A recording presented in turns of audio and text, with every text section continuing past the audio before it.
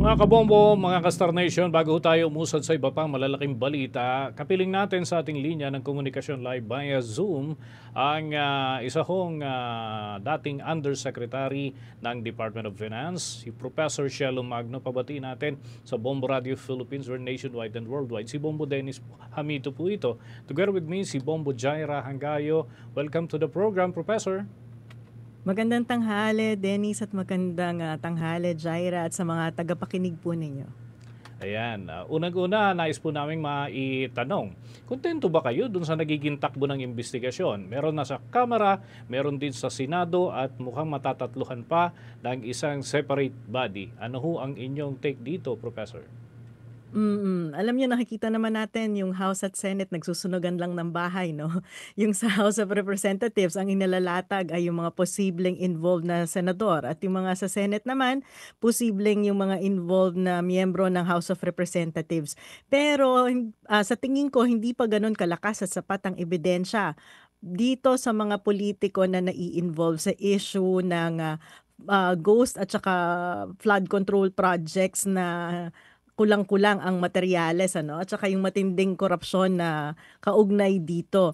Ang isa pa rin natin dapat pakatandaan, itong investigasyon sa House at sa Senate ay wala naman ding kaugnayan kung makakasuhan ba o hindi itong mga sangkot na to, dahil itong ginagawa na to ay supposedly in aid of legislation.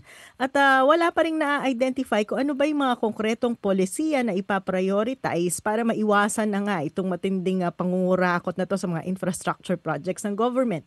Ito namang sa side ng executive, yung inisyo ng Pangulo na creation ng independent commission para mag-imbestiga. Maganda po yan, no, bilang panimula.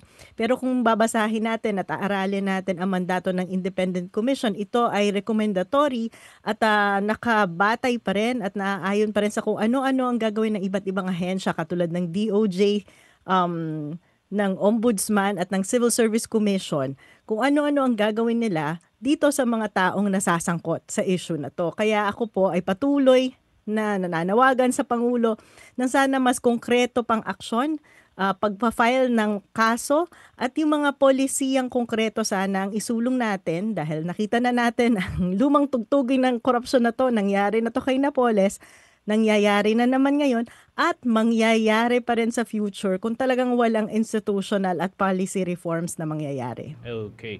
Okay. Ito, Professor, paano na lamang ho natin masisiguro na yung pondo? Dahil ngayon natapat ito sa budget season. Inihimay ang pondo ng ating susunod na taon, 2026. Para ho naman dito sa mga inilalaang pondo, halimbawa mga infrastructure projects, ay hindi talaga mauwi sa korupsyon, umaling paggastos. Paano ho ito mababantayan ng mga katulad ho natin na nakatingin lamang, hindi tayo parte ng aktibidad ng pagbalangkas ho ng pondo?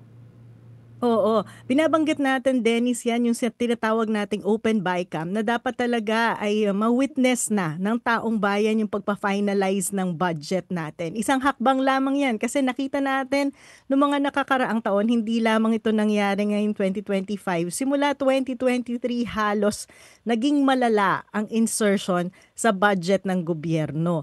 Kung matatandaan naman natin, beginning 2016, simula nang nadeklarang unconstitutional ang pork barrel, dyan nagkaroon talaga na matinding insertion ng mga projects, iba't ibang proyektong pagkakakitaan ng mga politiko sa budget natin. Ang problema naman yan ay hindi natin na-check kung kasama ba yan sa national plan, at paano yan na-prioritize at nailagay sa budget, paano napondohan, sino ang nag-approve, kung nakompleto nga ba yan o hindi. Ang ilan pang polisiya na urgent na sana ay nadidinig at naiisip ng Pangulo ay ang sa publiko ng SALN ng mga politiko. Yung SALN po kasi ang nilalaman yan, ano ba talaga yung ari-arian at assets ng ating mga politiko, ano? Nakikita natin ang kanilang paglalantad ng mga matitinding lifestyle nila sa social media.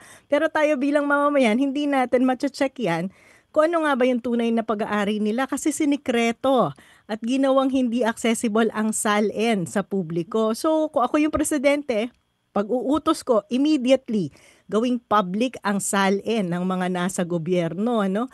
at ipagpatuloy ang lifestyle check ng mga politiko dahil mukhang namihasa talaga sa kakulangan ng impormasyon ng publiko para ma-check ang pamumuhay. Tunay bang nagbabayad ng tax ang mga politiko na yan?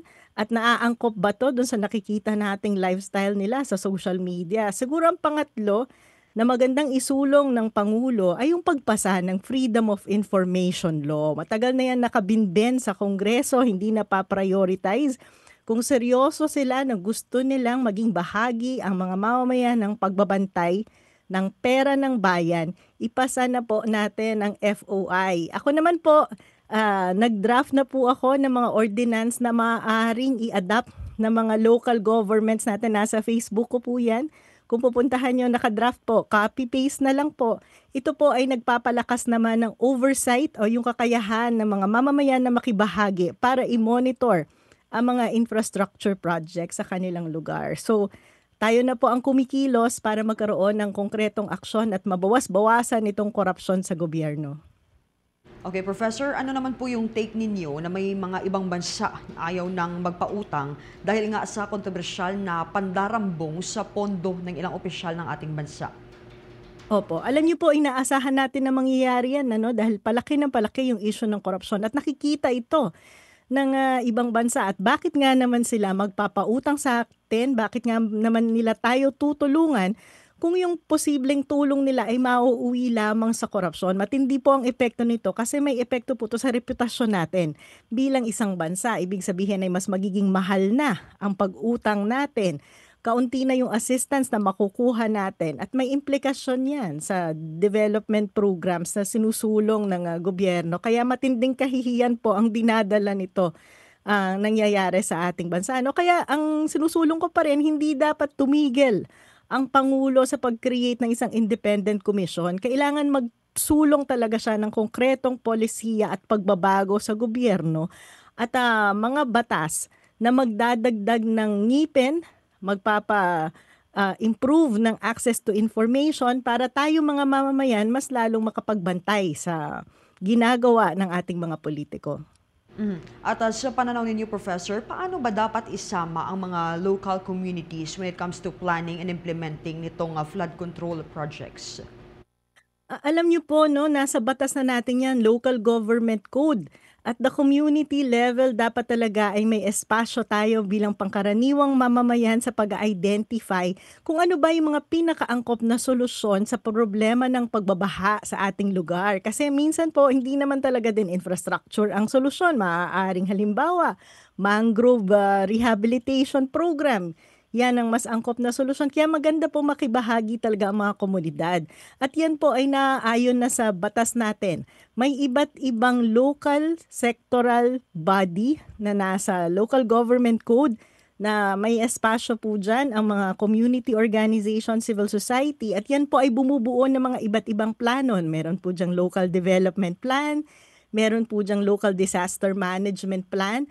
At yan pong mga plano na yan ay dapat itinataas, dadalin sa region, dadalin sa national para maipasok dun sa ating national development plan.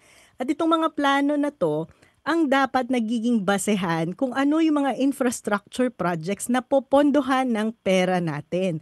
Kaya po, importante yun na nakikibahagi tayo sa plano at nababantayan natin na yung pinlano natin, yan yung pinupondohan ng gobyerno. Kaso, ang naging batindi po ng mga nakakaraang ilang taon, ang napaprioritize ay hindi yung mga pangangailangan natin, kung hindi yung mas malaking pagkakakitaan na infrastructure projects. Okay. Finally, Professor, may mga nakaambaho na kilos protesta, mga rally kontra korupsyon. Kasama ba yung inyong kinabibilang mga grupo dito ho sa mga aktibidad ho na ito? And ano ho ang take ninyo? Kasi sabi nga niyan ay nasasabay dun sa ibang mga bansa, hari nawa, hindi naman maging violente ano ho, yung sitwasyon dito sa atin. Pero ano ho ang take ninyo dito sa mga pagkilos po na ito? Opo, maganda po yung mga pagkilos na to bilang pagkakataon na maipahayag ng mga Pilipino yung nararamdaman nating pagkagalit dito sa pag-aaksaya, pangungurakot sa pera, sa tax na ibinabayad natin sa gobyerno. So sa September 21 po, maraming pagkilos na magaganap. May magaganap sa Luneta, meron sa People Power Monument, kung saan po mas convenient sa atin maaari po tayong pumunta. Bahagi po yan ng karapatan natin sa pamamahayag, karapatan na ipadama sa gobyerno kung ano ang nararamdaman natin. Kaya magkita-kita po tayo sa September 21 sa mga pagkilos na to para malaman ng gobyerno kung gano'n na ba talaga tayo kagalit dito sa mga nangyayaring pangungurakot sa ating pamahalaan. Maraming salamat, Professor, at mag-ingat po kayo. Maraming salamat, Dennis, at magandang tanghali po sa inyong lahat. Mga kabombo at mga ka-Star Nation, nakausap po natin si Professor Shelo Magno, former Undersecretary ho ng Department of Finance, dito pa rin sa mga usapin ng korupsyon at ng budget na hinihimay ho dyan sa Kongreso.